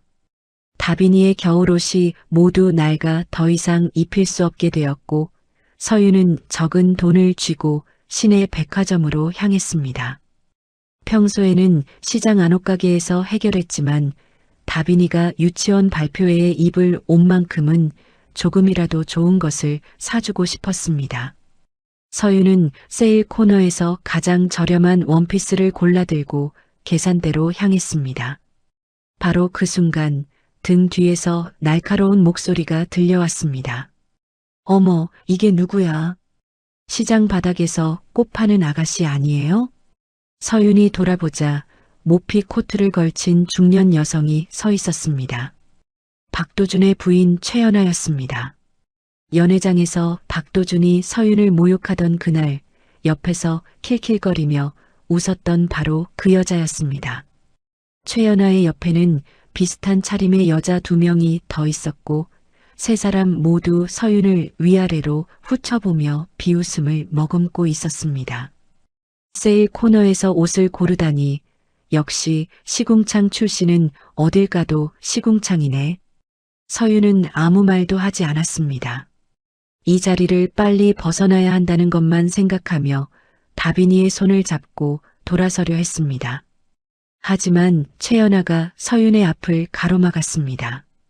우리 남편 연회장에 시궁창 냄새 풍기더니 이제는 백화점까지 와서 분위기를 망치는 거야? 서윤이 고개를 숙인 채 비켜달라고 조용히 말했지만 최연아의 손이 먼저 움직였습니다. 날카로운 손바닥이 서윤의 왼쪽 뺨을 때렸습니다. 건조한 소리가 백화점 매장 안에 울려 퍼졌고 서윤의 고개가 옆으로 꺾였습니다. 볼이 화끈거렸고 귓속이 윙 울렸습니다. 주변 손님들이 일제히 시선을 돌렸지만 아무도 나서지 않았습니다. 천박한 꽃쟁이 주제에 감히 내 눈앞에 또 나타나? 서윤의 눈에서 뜨거운 것이 차올랐지만 서윤은 울지 않으려 입술을 꽉 깨물었습니다. 이 여자 앞에서는 절대 무너지지 않겠다고 연회장에서 그랬듯 이번에도 버텨내겠다고 스스로에게 다짐했습니다. 하지만 서윤의 의지와는 상관없이 옆에서 모든 것을 지켜보고 있던 다빈이가 먼저 무너졌습니다. 다빈이는 엄마의 다리에 매달려 울음을 터뜨렸습니다. 그러다 작은 손을 뻗어 서윤의 빨갛게 부어오른 뺨을 어루만지기 시작했습니다. 고사리 같은 손가락이 엄마의 볼 위를 쓸어가며 마치 아픔을 닦아내려는 듯 조심스럽게 문질렀습니다. 엄마 울지 마. 다빈이가 지켜줄게. 다빈이가 엄마 안 아프게 해줄게. 5살 아이의 목소리가 갈라지며 흐느낌으로 변했습니다. 서윤은 더 이상 참을 수 없었습니다. 두 무릎이 꺾이며 백화점 바닥에 주저앉았고 다빈이를 끌어안은 채 소리 없이 울었습니다. 얼마나 울었는지 모릅니다. 지나가는 사람들의 시선도 최연아의 조롱 섞인 웃음소리도 서윤의 귀에는 아무것도 들리지 않았습니다. 오직 자신의 뺨을 쓸어주는 다빈이의 작은 손만이 세상의 전부였습니다. 집으로 돌아온 서윤의 얼굴을 본 지우는 한동안 아무 말도 하지 못했습니다. 서윤의 왼쪽 볼은 손바닥 자국이 선명하게 남아 붉게 부어올라 있었고 눈두덩이는 울어서 퉁퉁 부어 있었습니다. 다빈이는 지훈을 보자마자 달려와 울면서 말했습니다. 아저씨, 나쁜 아줌마가 엄마를 때렸어. 엄마가 아파. 지훈은 무릎을 꿇고 다빈이의 눈물을 닦아준 뒤 천천히 서윤에게 다가갔습니다. 서윤은 고개를 돌리며 괜찮다고 말하려 했지만 지훈이 조심스럽게 서윤의 턱을 잡고 멍든 볼 쪽으로 얼굴을 돌렸습니다. 부어오른 뺨을 어루만지는 지훈의 손끝이 가늘게 떨리고 있었습니다. 서윤은 지훈의 눈을 올려다보았습니다. 거기에는 분노가 있었습니다. 하지만 단순한 분노가 아니었습니다. 자신을 지키지 못한 것에 대한 자책, 서윤에게 드리운 고통에 대한 애통함, 그리고 반드시 이 빚을 갚겠다는 결연함이 뒤엉켜 있었습니다. 서윤은 그 눈빛에서 거지 강 씨가 아닌 전혀 다른 사람의 모습을 보았습니다. 어디선가 본 적이 있는 자신을 이렇게 바라보던 누군가의 모습이 아련하게 겹쳐졌습니다. 지훈이 서윤의 손을 잡았습니다. 지훈의 눈에서 눈물 한 줄기가 흘러내렸고 갈라진 목소리로 말했습니다. 당신과 다빈이를 건드린 걸 뼈저리게 후회하게 해주겠습니다. 그것은 약속이었습니다. 거지의 입에서 나온 말이라고 하기엔 너무나 무겁고 너무나 단단한 맹세였습니다. 서윤은 지훈의 손을 잡은 채 고개를 끄덕였습니다. 왜인지 모르게 이 사람의 말이라면 믿을 수 있을 것 같았습니다. 이 사람이라면 정말로 자신과 다빈이를 지켜줄 수 있을 것 같았습니다. 밤이 깊어가고 다빈이가 서윤의 무릎 위에서 잠이 들었습니다. 서윤은 아이의 머리카락을 쓸어넘기며 창밖을 바라보았습니다. 깜깜한 하늘에는 별 하나 보이지 않았습니다. 지금이 바닥이라면 이보다 더 깊은 곳은 없을 거라고 서윤은 생각했습니다. 하지만 바닥이라는 것은 더 이상 내려갈 곳이 없다는 뜻이기도 했습니다. 이제 남은 길은 올라가는 것뿐이었습니다. 박도준은 초조해지고 있었습니다. 사설 탐정들이 시장을 뒤졌지만 거지의 행방을 찾지 못했다는 보고를 받자 이마에 핏줄이 돋았습니다. 살아있든 죽어있든 강지훈의 흔적이 될 수 있는 모든 것을 지워야 했습니다. 박도준은 비서를 불러 짧게 지시했습니다. 그 시장 꽃집 태워. 비서가 고개를 숙이며 나갔고 박도준은 창밖을 내다보며 와인잔을 기울였습니다. 5년 전 절벽 위에서 그랬듯 이번에도 깔끔하게 처리하면 되는 일이었습니다. 증거가 없으면 범죄도 없는 것이니까요. 그날 밤 시장에는 비가 내리지 않았습니다. 자정이 넘은 시각 검은 모자를 눌러 쓴 남자 2명이 시장 뒷골목으로 들어섰습니다. 한 명은 등유가 담긴 통을 들고 있었고 다른 한 명은 주머니에서 라이터를 꺼내 불꽃을 확인했습니다. 두 남자는 서윤의 꽃집 뒤편 벽에 등유를 뿌렸습니다. 기름 냄새가 골목에 퍼졌지만 깊은 밤 시장에는 아무도 없었습니다. 라이터 불꽃이 등유에 닿는 순간 파란 불길이 벽을 타고 순식간에 번져 올랐습니다. 불은 무서운 속도로 퍼졌습니다. 오래된 나무 벽과 천장이 불쏘시개처럼 타올랐고 연기가 가게 안으로 밀려 들어갔습니다. 가게 안쪽 작은 방에서 잠들어 있던 서윤은 목이 칼칼해지는 느낌에 기침을 하며 눈을 떴습니다. 눈앞이 뿌옇게 흐려져 있었고 코를 찌르는 매캐한 냄새가 폐를 가득 채우고 있었습니다. 서윤이 몸을 일으키려는 순간 천장 너머로 붉은 빛이 일렁이는 것이 보였습니다. 불이었습니다. 서윤의 심장이 멈추는 것 같았습니다. 옆에서 자고 있는 다빈이를 향해 손을 뻗었지만 연기를 들이마신 몸이 말을 듣지 않았습니다. 목구멍이 타들어가듯 아팠고 눈을 뜰 수가 없었습니다. 서윤은 온 힘을 다해 다빈이를 끌어안으려 했지만 팔에 힘이 빠지며 그대로 바닥에 쓰러졌습니다. 다빈이는 연기 속에서 작은 기침을 몇 번 하더니 더 이상 소리를 내지 못했습니다. 유독가스가 좁은 방을 삽시간에 채우고 있었고 모녀의 의식이 서서히 꺼져가고 있었습니다. 그 시각 지우는 시장 뒷골목 공중전화에서 장 비서와 통화를 마치고 돌아오는 길이었습니다. 시장 입구를 돌아서는 순간 하늘을 붉게 물들이는 화염이 눈에 들어왔습니다. 지훈의 발이 땅에 박힌 듯 멈췄습니다. 불길이 치솟는 곳은 다빈 꽃집이었습니다. 지훈은 달렸습니다. 인생에서 그토록 빠르게 달려본 적이 있었는지 기억나지 않을 만큼 온 힘을 다해 달렸습니다. 골목을 꺾고 시장 통로를 가로질러 꽃집 앞에 도착했을 때 건물 전체가 이미 불길에 휩싸여 있었습니다. 유리창이 열기에 금이 가며 갈라지는 소리가 들렸고 지붕에서 불씨가 비처럼 쏟아져 내리고 있었습니다. 서윤 씨, 다빈아. 지훈이 목이 찢어지도록 소리쳤지만 안에서는 아무 대답도 들려오지 않았습니다.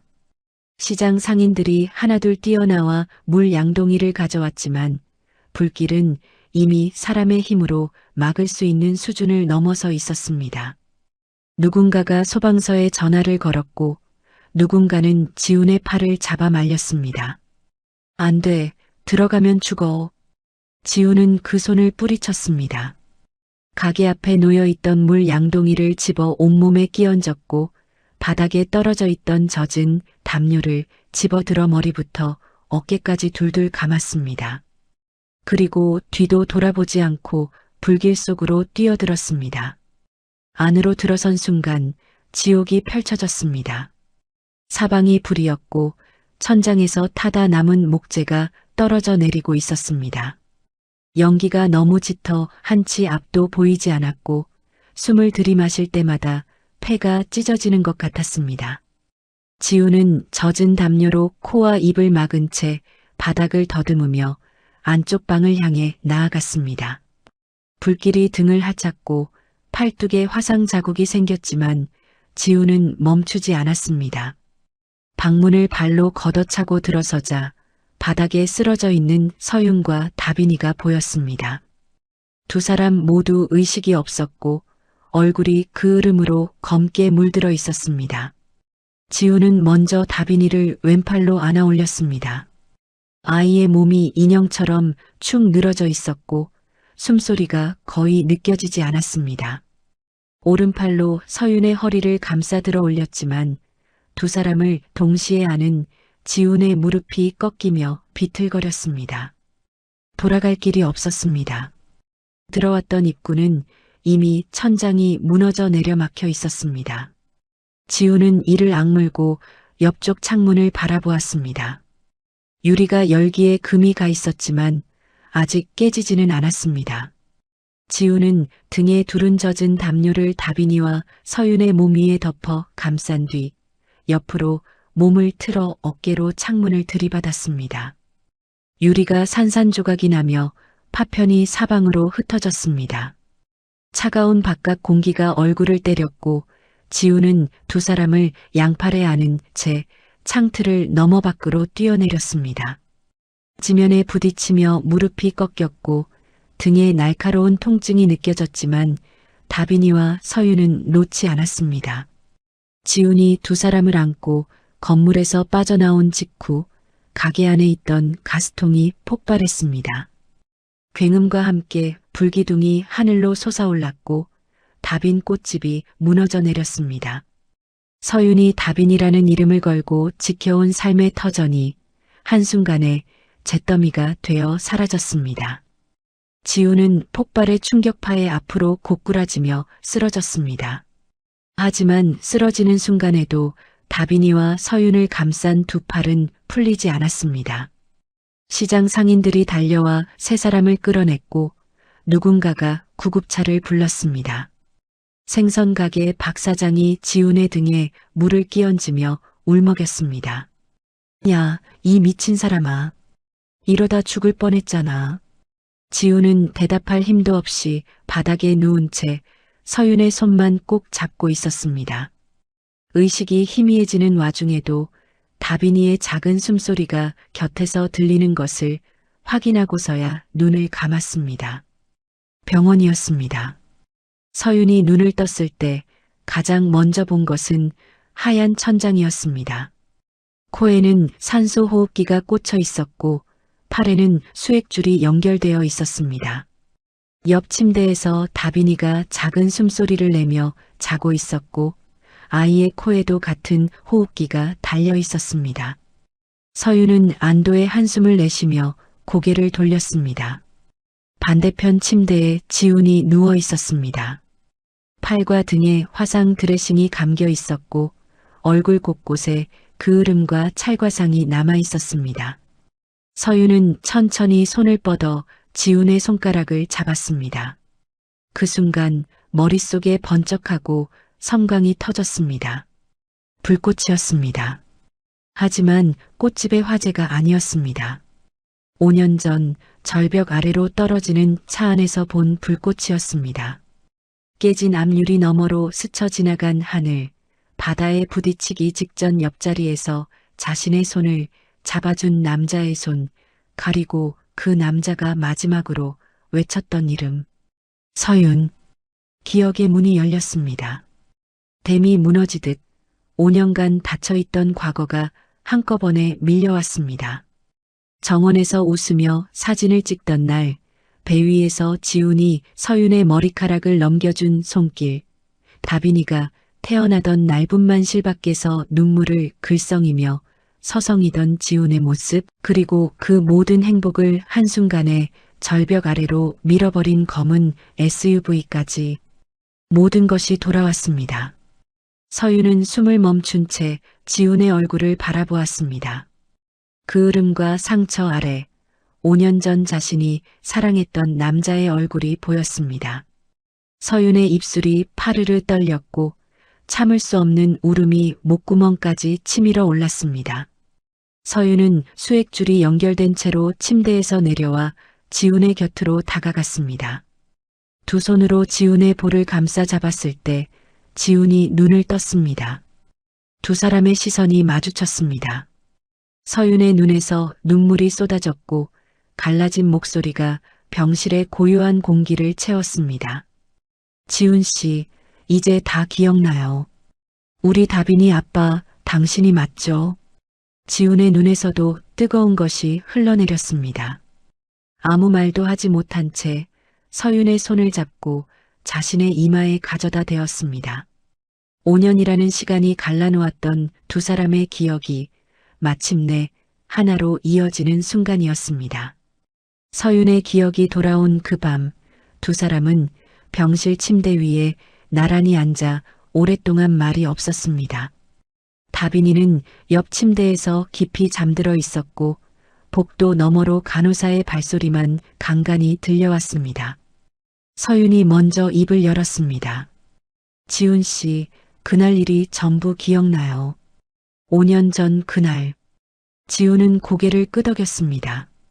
그리고 처음으로 5년 전의 이야기를 서윤에게 들려주었습니다.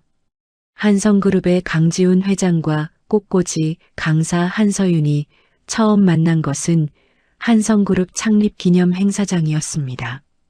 행사장 꽃 장식을 맡았던 서윤이 무대 위 화병을 정리하다 사다리에서 미끄러졌고 마침 무대 점검을 하러 올라온 지훈이 두 팔로 서윤을 받아낸 것이 시작이었습니다.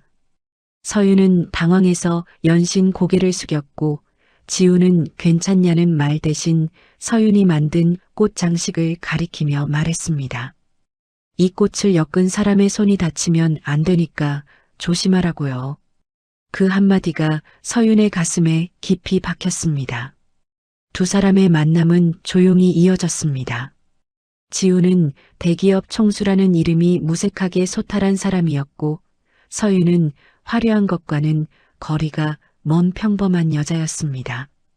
주말이면 지훈은 운전기사를 돌려보내고 직접 차를 몰아 서윤의 작은 작업실로 왔습니다.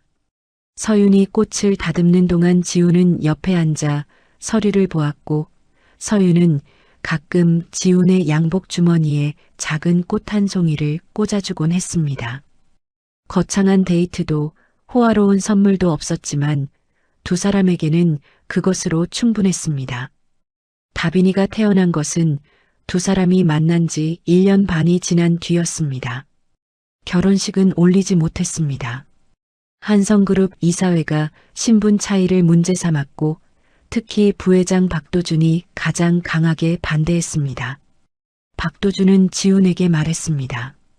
그룹의 이미지를 위해서라도 공식적인 발표는 미루는 것이 좋겠다고요. 지훈은 형처럼 따르던 박도준의 조언을 받아들여 서윤과 다빈이의 존재를 비공개로 유지했습니다. 그것이 얼마나 큰 실수였는지 지훈은 뒤늦게야 깨달았습니다. 박도준이 지훈을 노린 것은 다빈이가 태어나고 6개월 뒤였습니다. 한성그룹의 해외 사업이 급행창하면서 그룹의 가치는 수조원대로 불어났고 박도준은 그 모든 것을 탐했습니다. 지훈이 서윤과 다빈이를 비밀로 하고 있다는 점, 공식적인 후계자가 없다는 점, 그리고 실종되더라도 즉시 의심받을 가족이 없다는 점까지 박도준은 냉정하게 계산했습니다. 사건이 벌어진 것은 어느 가을밤이었습니다. 지훈은 서윤과 다빈이를 데리고 해안도로를 달리고 있었습니다. 주말을 함께 보내기 위해 바닷가 근처 작은 펜션으로 향하는 길이었습니다. 다빈이는 뒷좌석 카시트에서 잠들어 있었고 서윤은 조수석에서 지훈의 손을 잡고 창밖을 바라보고 있었습니다. 지훈이 서윤의 손등에 입을 맞추며 말했습니다. 다음 주에 이사회에 정식으로 발표하겠다고 서윤과 다빈이를 세상에 당당하게 소개하겠다고요. 서윤은 웃으며 고개를 끄덕였습니다. 바로 그 순간 뒤에서 헤드라이트 불빛이 다가왔습니다. 검은색 SUV가 무서운 속도로 접근하더니 지훈의 차 뒤를 들이받았습니다. 차체가 크게 흔들렸고 다빈이가 잠에서 깨어 울음을 터뜨렸습니다. 지훈은 핸들을 꽉 잡으며 속도를 올렸지만 SUV는 다시 돌진해 왔습니다. 두 번째 충돌로 차가 가드레일 쪽으로 밀려갔고 세 번째 충돌에 가드레일이 찌그러지며 차의 앞바퀴가 절벽 끝에 걸렸습니다. 지훈은 순간적으로 판단했습니다. 뒷좌석의 다빈이를 먼저 꺼내야 했습니다. 지훈이 안전벨트를 풀고 뒤로 몸을 돌려 다빈이를 안아올린 순간 SUV가 마지막으로 차의 옆면을 밀었습니다. 차가 가드레일을 넘어 절벽 아래로 기울었고 지훈은 다빈이를 서윤의 품에 밀어 넣으며 소리쳤습니다. 서윤, 문을 열고 뛰어. 서윤은 다빈이를 끌어안고 조수석 문을 열어 도로 위로 굴러나왔습니다. 아스팔트에 몸이 부딪혀 온몸에 상처가 났지만 다빈이를 감싼 두 팔만은 풀지 않았습니다. 서윤이 고개를 들었을 때 지훈의 차가 절벽 아래로 사라지는 것이 보였습니다. 서윤이 비명을 지르며 절벽 쪽으로 기어갔지만 그때 뒤에서 달려온 SUV의 사이드미러에 머리를 부딪혀 의식을 잃었습니다. 서윤이 병원에서 깨어났을 때 기억은 모두 사라진 뒤였습니다. 외상성 뇌손상 사고 이전에 기억 전부를 잃었다는 진단을 받았습니다. 서윤의 곁에는 다빈이만 있었고 지훈의 흔적은 어디에도 없었습니다. 경찰은 사고 차량의 운전자를 찾지 못했다고 했고 사건은 미제로 종결되었습니다. 기억을 잃은 서윤은 병원비도 갈 곳도 없이 다빈이와 단둘이 세상에 내던져졌습니다. 그렇게 재래시장 구석에 작은 꽃집을 열고 5년을 버텨온 것이었습니다. 지훈은 이 모든 이야기를 마치고 나서 한참 동안 고개를 숙이고 있었습니다. 서윤이 지훈의 손을 더 꽉 잡았습니다. 당신 잘못이 아니에요. 우리가 살아있잖아요. 다빈이도 나도 당신도. 지우는 서윤의 손등에 이마를 대며 떨리는 숨을 내쉬었습니다. 그리고 고개를 들어 서윤의 눈을 바라보며 말했습니다. 이제 끝내겠습니다. 반드시. 다음 날 아침 지우는 장 비서에게 연락을 취했습니다. 장 비서는 밤새 뛰어다닌 듯 숨이 가쁜 목소리로 긴급 정보를 전했습니다. 박도준이 일주일 뒤 한성그룹 창립 기념 자선 경매회를 개최할 예정이며 그 자리에서 강지훈의 유언장을 공표하겠다고 이사회에 통보했다는 것이었습니다. 유언장이라니 그런 건 존재하지 않아. 그렇습니다, 회장님. 위조입니다. 한성그룹의 모든 지분과 경영권을 박도준에게 양도한다는 내용의 가짜 유언장을 만든 것으로 보입니다. 지훈의 눈이 좁아졌습니다. 박도준은 사망 선고에 이어 위조 유언장까지 준비하며 한성그룹을 완전히 자기 것으로 만들려 하고 있었습니다. 하지만 동시에 그것은 박도준이 가장 많은 사람들 앞에 서는 순간이기도 했습니다. 수백 명의 정재계 인사와 언론이 모이는 자리, 그 무대 위에서 모든 것을 뒤집을 수 있다면 이보다 완벽한 타이밍은 없었습니다. 지우는 병원 침대에서 일어나 환자복을 벗었습니다. 장 비서가 가져온 옷가방의 지퍼를 열자 안에는 남색 맞춤 수트와 하얀 셔츠, 은색 커프스링크가 들어 있었습니다. 지우는 셔츠의 단추를 하나하나 잠그고 수트 재킷을 걸쳤습니다. 거울 앞에 선 지훈의 모습은 시장 골목의 거지 강씨가 아니었습니다. 날카로운 눈매, 곱게 편 어깨, 턱 끝에 결연한 선. 5년 만에 한성그룹 강지훈 회장의 풍모가 돌아왔습니다. 지훈은 거울 속 자신을 바라보며 넥타이를 매만졌습니다. 장 비서가 옆에서 조심스럽게 물었습니다. 준비가 되셨습니까, 회장님? 지훈은 고개를 끄덕이며 테이블 위에 USB를 집어들었습니다. 그 안에는 5년 전 박도준이 지훈의 차를 절벽 아래로 민 블랙박스 영상이 담겨 있었습니다. 그리고 장 비서가 추적한 박도준의 해외 비자금 계좌 리스트, 뒷거래, 내역서, 위조 서류 목록까지 모든 증거를 하나의 파일로 묶어 USB에 저장했습니다. 지우는 그 USB를 양복 안주머니에 넣었습니다.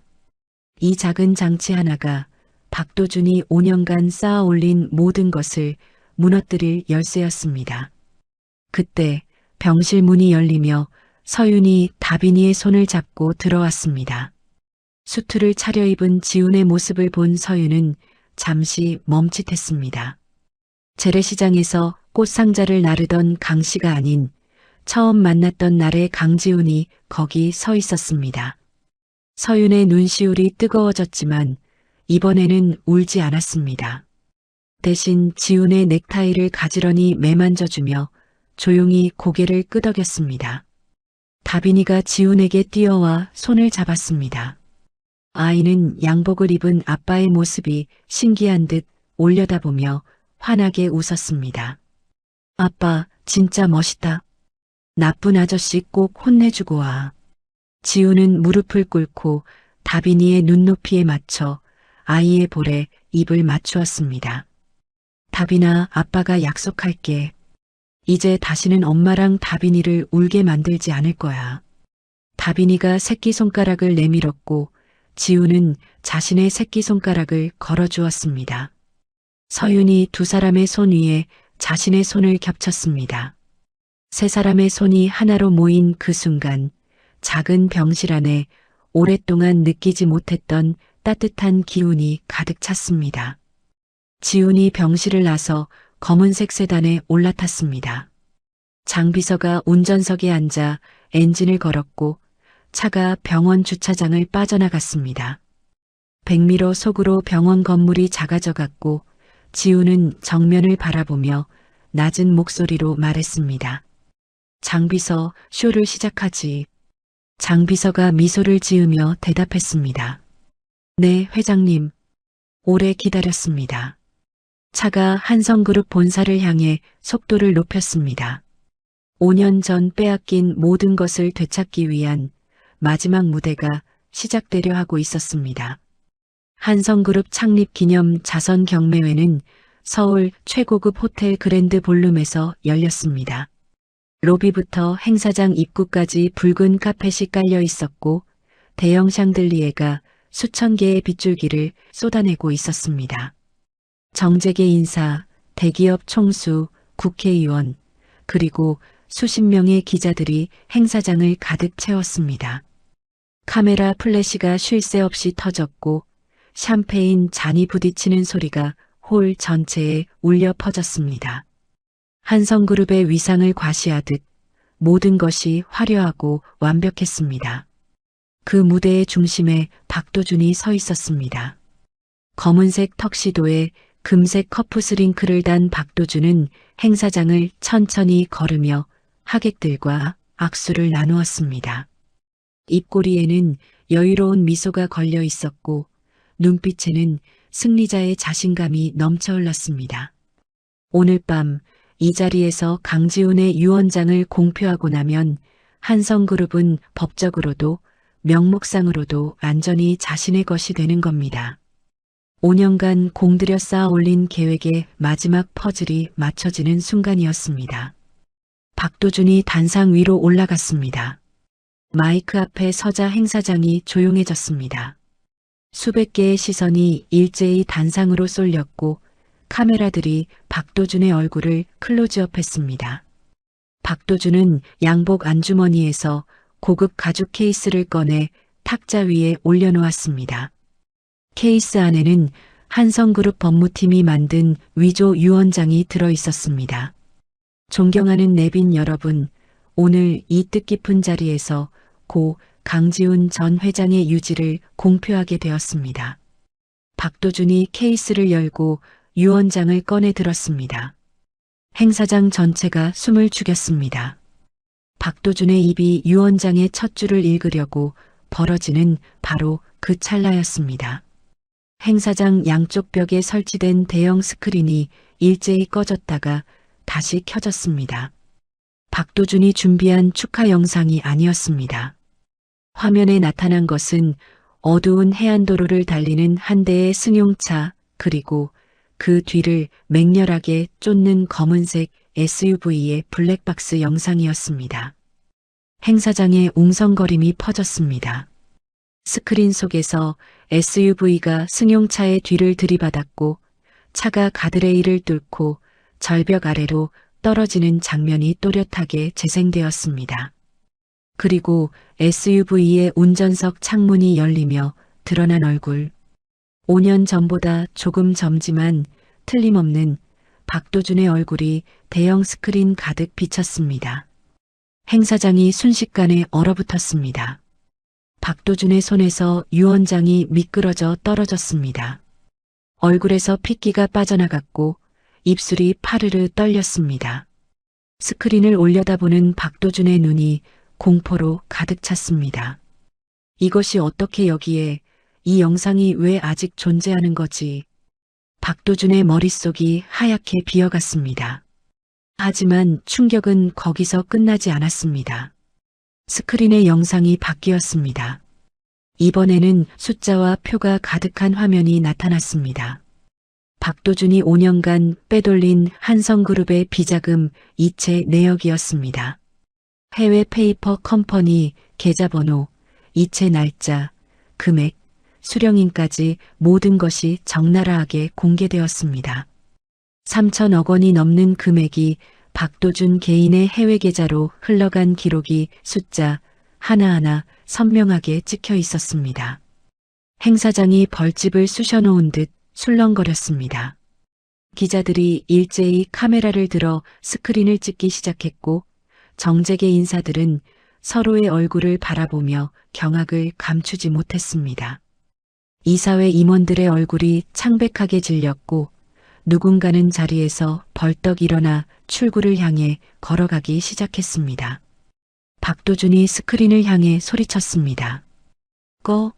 당장 저것을 꺼. 하지만 아무도 움직이지 않았습니다. 행사장의 음향과 영상 시스템은 이미 장 비서의 사람들이 장악한 뒤였습니다. 박도준이 미친 듯이 무대 뒤로 뛰어가려는 순간 행사장 정문이 활짝 열렸습니다. 역광을 등진 한 남자의 실루엣이 문 앞에 나타났습니다. 남색 맞춤 수트에 곱게 편 어깨, 날카로운 눈매. 문을 열고 들어선 남자를 향해 수백 개의 카메라 플래시가 동시에 터졌습니다. 빛의 세례 속을 한 걸음 한 걸음 흔들림 없이 걸어오는 그 남자의 얼굴이 행사장의 조명 아래 또렷하게 드러났습니다. 강지훈이었습니다. 행사장 전체가 정지한 것 같았습니다. 샴페인 잔을 들다 멈춘 사람, 의자에서 반쯤 일어선 사람, 카메라를 든 채 입을 벌린 기자. 수백 명의 시선이 일제히 지훈에게 꽂혔습니다. 법적으로 사망이 확정되었다고 선언된 남자가 살아서 이 자리에 걸어 들어온 것입니다. 가장 먼저 반응한 것은 이사회 원로 김 회장이었습니다. 지팡이를 짚고 일어서며 떨리는 목소리로 말했습니다. 강 회장인가? 지훈은 대답 대신 조용히 고개를 숙여 인사했습니다. 그 한 동작에 행사장 여기저기서 탄성이 터져나왔고 누군가는 눈물을 글썽거렸습니다. 지훈은 행사장 가운데를 관통하며 단상을 향해 걸어갔습니다. 사람들이 저절로 길을 비켰고 지훈의 구두 소리만이 고요한 행사장에 울려 퍼졌습니다. 단상 위에 박도준은 지훈이 다가오는 것을 보며 뒷걸음질 쳤습니다. 다리에 힘이 빠져 탁자 모서리를 붙잡아야 했고 이마에서 식은 땀이 비 오듯 흘러내렸습니다. 입에서는 의미 없는 소리만 새어나왔습니다. 넌 죽었어. 분명히 죽었다고. 지훈이 단상 위로 올라섰습니다. 박도준과 한팔거리까지 다가선 지훈은 박도준의 멱살을 한 손으로 움켜쥐었습니다. 박도준의 몸이 번쩍 들렸고 지훈의 차가운 목소리가 마이크를 통해 행사장 전체에 울려 퍼졌습니다. 죽은 사람은 말이 없지만 살아 돌아온 사람은 죄를 묻는다. 행사장이 쥐 죽은 듯 고요해졌습니다. 지훈의 눈이 박도준을 정면으로 관통하고 있었고 그 눈빛에는 5년간의 고통과 분노 그리고 서윤과 다빈이의 눈물이 담겨 있었습니다. 박도준은 지훈의 눈을 마주하지 못하고 고개를 돌렸습니다. 지훈이 손을 놓자 박도준은 단상 바닥에 무릎을 꿇으며 쓰러졌습니다. 턱시도의 단추가 뜯어져 나갔고 완벽하게 빗어넘긴 머리카락이 흐트러져 이마에 달라붙었습니다. 불과 몇 분 전까지 이 자리의 주인이었던 남자가 수백 명이 지켜보는 앞에서 바닥에 엎드려 있었습니다. 박도준이 기어서 지훈의 바짓가랑이를 붙잡았습니다. 얼굴이 눈물과 땀으로 범벅이 되어 있었고 목소리는 갈라져 알아듣기 어려울 정도였습니다. 지훈아, 제발 형이라고 불러줬잖아. 한 번만 봐줘. 지훈은 박도준을 내려다보았습니다. 5년 전 형이라고 불렀던 남자, 와인잔을 건네며 웃었던 남자, 그리고 자신의 차를 절벽 아래로 밀어버린 남자. 지훈은 조용히 박도준의 손을 뿌리쳤습니다. 차갑지만 흔들림 없는 동작이었습니다. 형은 그날 절벽 아래에서 죽었어. 지훈이 돌아서는 순간 행사장 뒤편 출입구가 열리며 검은 정장 차림의 남자들이 들어섰습니다. 검찰 수사관들이었습니다. 장 비서가 미리 블랙박스 영상과 비자금 증거를 검찰에 제출해 체포영장을 발부받아 놓은 것이었습니다. 수사관 4명이 단상 위로 올라와 바닥에 엎드린 박도준의 양팔을 잡아 일으켰습니다. 차가운 금속 소리가 행사장에 울렸습니다. 수갑이 박도준의 손목에 채워지는 소리였습니다. 카메라 플래시가 폭풍처럼 터졌고 기자들의 함성과 질문이 사방에서 쏟아졌습니다. 박도준은 수갑이 채워진 손을 내려다보며 더 이상 아무 말도 하지 못했습니다. 고개가 떨구어졌고 어깨가 축 처졌습니다. 수사관들이 박도준을 단상 아래로 끌어내렸고 수백 명의 시선이 그 뒷모습을 지켜보았습니다. 행사장 밖으로 끌려나가는 박도준의 모습이 정문 너머로 사라지자 행사장에 잠시 정막이 흘렀습니다. 그리고 누군가가 박수를 치기 시작했습니다. 1명, 2명, 10명, 20명. 박수가 파도처럼 퍼져나갔고 마침내 수백 명의 박수가 행사장 천장을 울렸습니다. 지우는 단상 위에 서서 그 박수를 들었습니다. 하지만 환호에 취하지 않았습니다. 지훈의 시선은 행사장 뒤편 출입구 근처에 서 있는 두 사람을 향하고 있었습니다. 서윤이 다빈이의 손을 잡고 멀리서 지훈을 바라보고 있었습니다. 다빈이가 두 손을 흔들며 활짝 웃고 있었고 서윤은 눈물을 흘리면서도 웃고 있었습니다. 지훈은 단상에서 내려왔습니다. 사람들 사이를 걸어 서윤과 다빈이에게 다가갔습니다. 다빈이가 두 팔을 벌리며 뛰어왔고 지훈은 아이를 번쩍 안아 올렸습니다. 서윤이 옆으로 다가와 지훈의 팔에 이마를 기대었습니다. 카메라 플래시가 세 사람을 향해 쏟아졌지만 지훈의 눈에는 오직 두 사람만 보였습니다. 5년간의 어둠이 마침내 끝나고 있었습니다. 박도준이 체포된 다음 날 대한민국 전체가 뒤집혔습니다. 모든 뉴스 채널이 한성그룹 사태를 긴급 속보로 다뤘고 신문 일면에는 수갑을 찬 박도준의 사진과 단상 위에 선 지훈의 사진이 나란히 실렸습니다. 인터넷에는 경매회장에서 촬영된 영상이 수백만 회 재생되었고 사람들은 5년 만에 살아 돌아온 재벌회장 이야기에 열광했습니다. 하지만 지훈은 그 어떤 인터뷰 요청도 받지 않았습니다. 해야 할 일이 먼저였습니다. 경매회 이틀 뒤 지훈은 한성그룹 본사 대강당에서 기자회견을 열었습니다. 수백 명의 기자와 카메라가 지훈을 향하고 있었고 생중계 화면은 전국으로 송출되고 있었습니다. 남색 수트를 입은 지훈이 단상 위 마이크 앞에 섰습니다.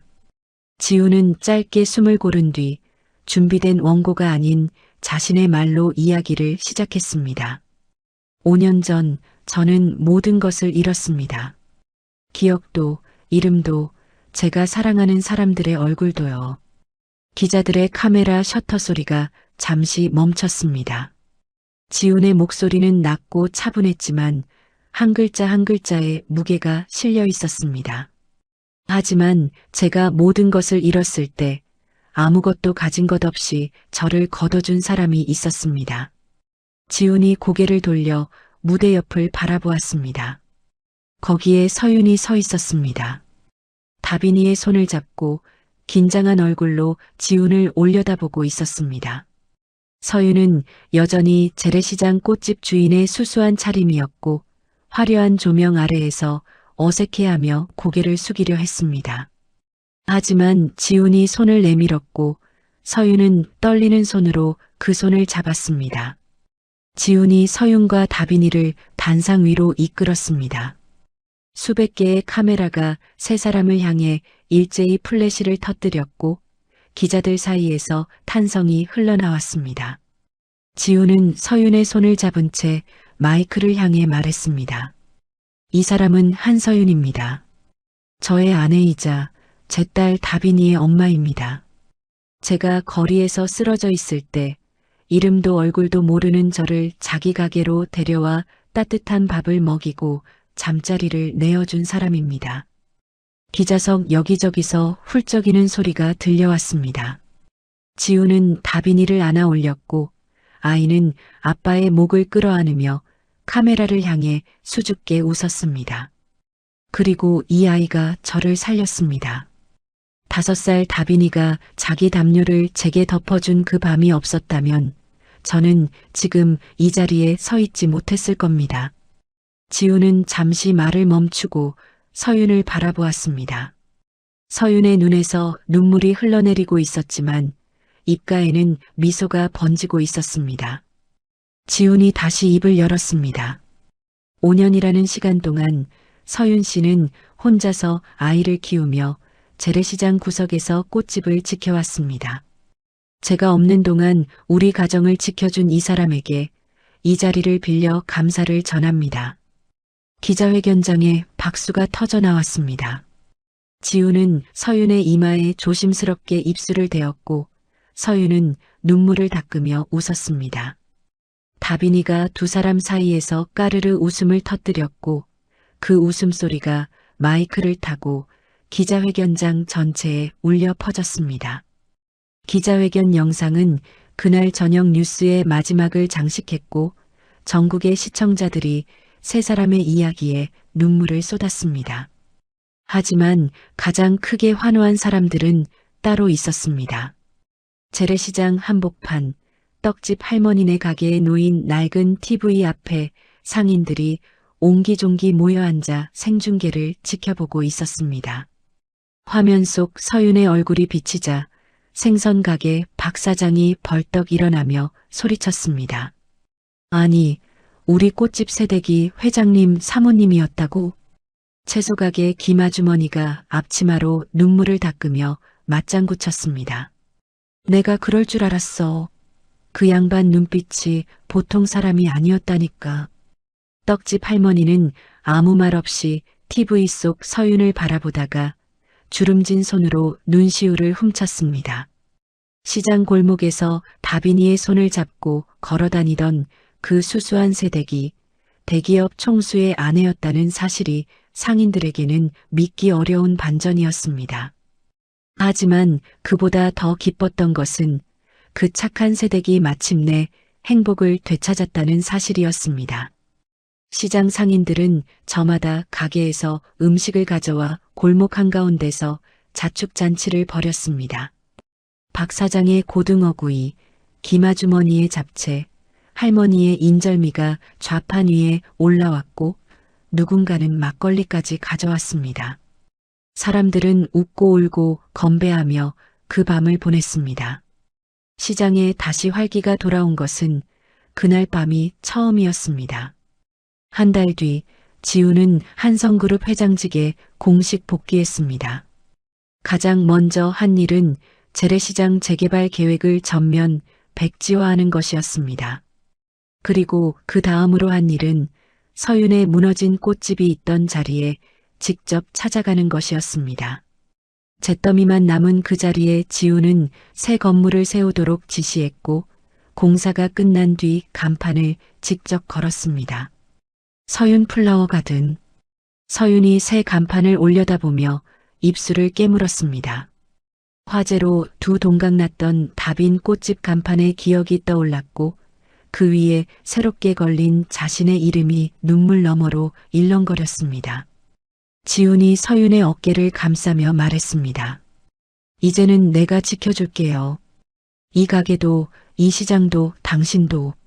서윤은 고개를 끄덕이며 지훈의 가슴에 이마를 묻었습니다. 시장 상인들이 개업 축하 화환을 들고 하나둘 모여들었고 박 사장은 볼이 빨개진 채로 어색하게 고등어 상자를 들고 안에 밀었습니다.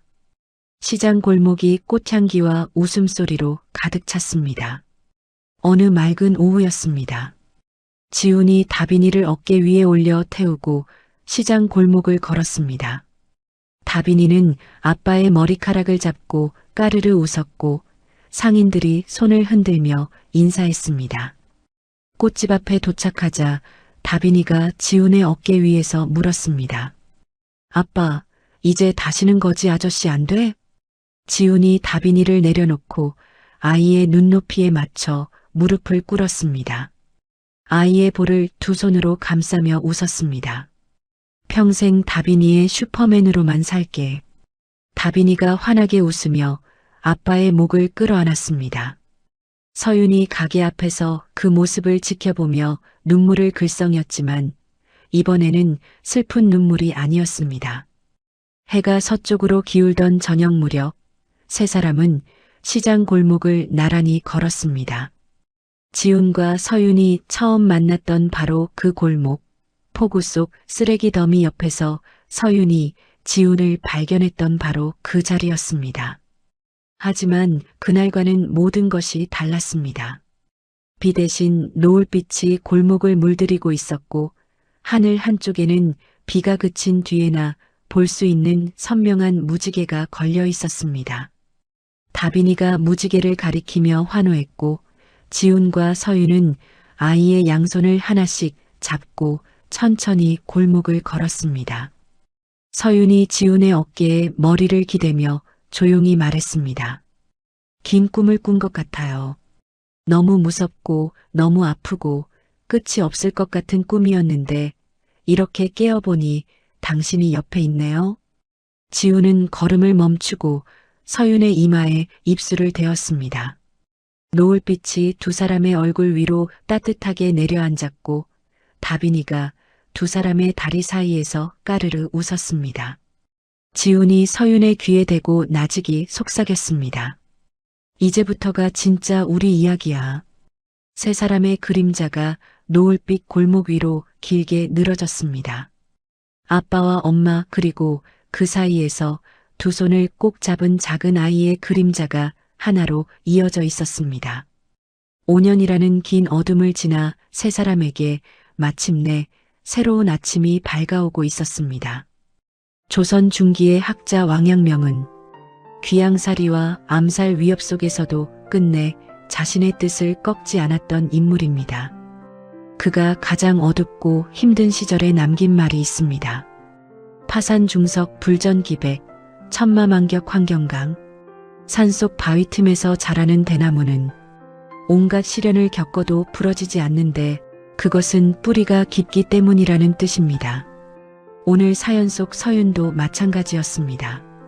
기억을 잃고 홀로 아이를 키우며 모욕과 폭력 앞에서도 쓰러지지 않았던 건 다빈이라는 뿌리가 있었기 때문입니다. 살다 보면 우리 모두 폭풍 속에 서는 날이 있습니다. 그때 나를 일으켜 세우는 건 돈도 권력도 아닌 곁에 있는 단 한 사람의 온기가 아닐까요? 오늘 이야기가 마음에 닿으셨다면 구독과 좋아요로 응원해주세요. 여러분의 응원은 더 따뜻한 이야기를 만드는 힘이 됩니다. 감사합니다.